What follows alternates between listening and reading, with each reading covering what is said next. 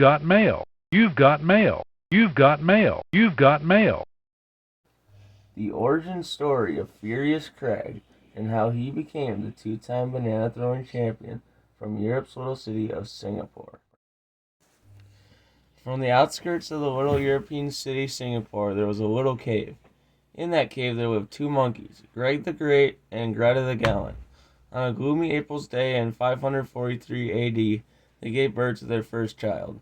They wanted their little primate to be a fine, ferocious, and fearless leader in the future, so in the end they settled on the name Furious Craigg. Around 5 years later, Craigg's birth, a war began with Singapore and its neighboring city, Singarich. When Craigg went to watch his parents fight in the war, they were both shot down instantly by the enemy's 12-gauge Winchester shotguns. This made Craigg furious. From there, he loaded his banana rifle, which was a passed-down weapon through his family for generations, and went on a rampage, wiping out the whole Singarichian army within a matter of seconds.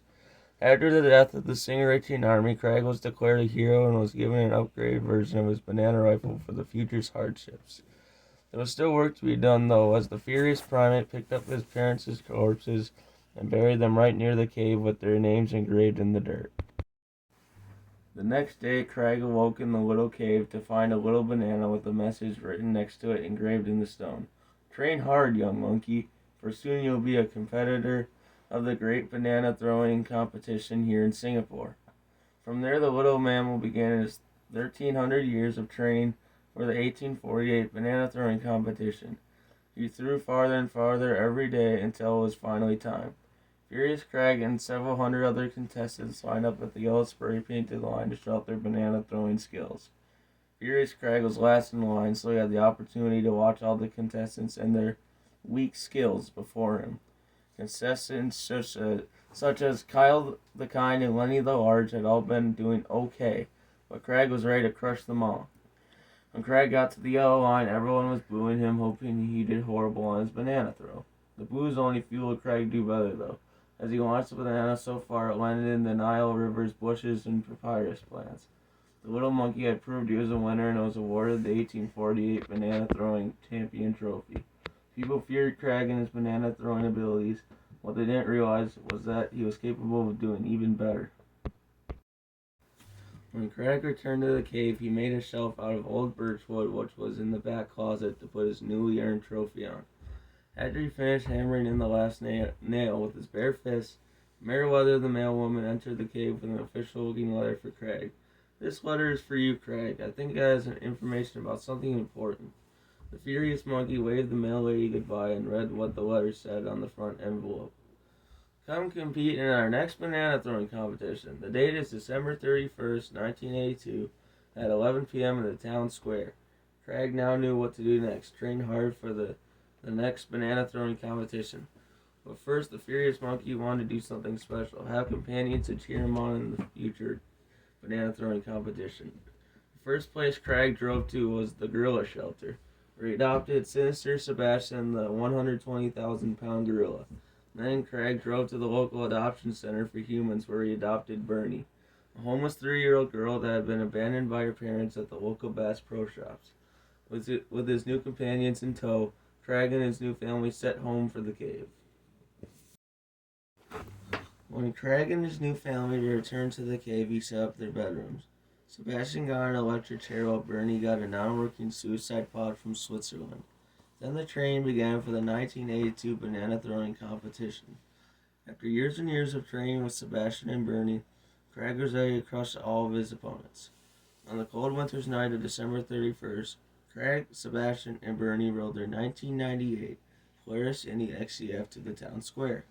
The mayor was spray painting the yellow line by the fountain while they had parked their sled. They walked up to the mayor to receive Craig's banana, and then it was time. Time for the second annual banana throwing competition. Craigg was unfortunately placed in the middle of the line, so now he couldn't see all of his fails before his attempt. Android, the airsoft architect, went first. Craigg was honestly amazed by how well he threw the banana, but it was still nothing compared to his last competition's throw. Contestant after contestant went to do their banana throws until it was finally time for the ferocious monkey to do his launch. When Craigg walked up to the yellow line, Sebastian and Bernie were standing right beside him. With a short and sweet pep talk from his family, Craigg bent back his arm, took a deep breath, and launched his banana as far as he could. To Craig's surprise, though, the banana landed behind him as he threw it backward. Everyone began to laugh due to Craig's failed throw, but the officials of the event declared something about the throw. Craigg had thrown the banana so far it went across the whole world before it landed behind him on the ground. The remaining contestants were so shocked they all forfeited in fear. This feat was a great accomplishment for Craigg, as both Sebastian and Bernie hugged him.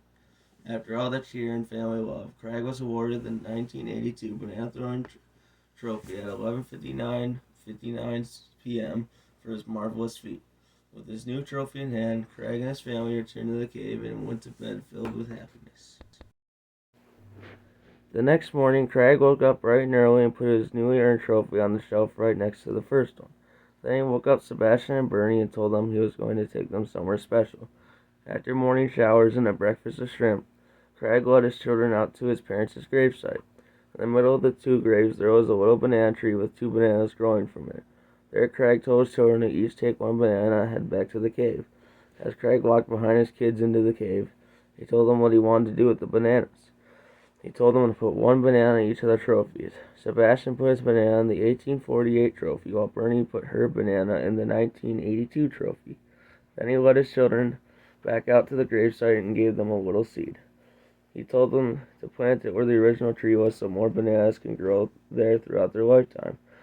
When Craigg and his children returned to the cave, there was a letter on the front counter. The letter said, "Dear Craigg, due to your great success in the 2 banana throwing competitions, we would like to tell you we fear your skills and therefore will not hold the competition ever again.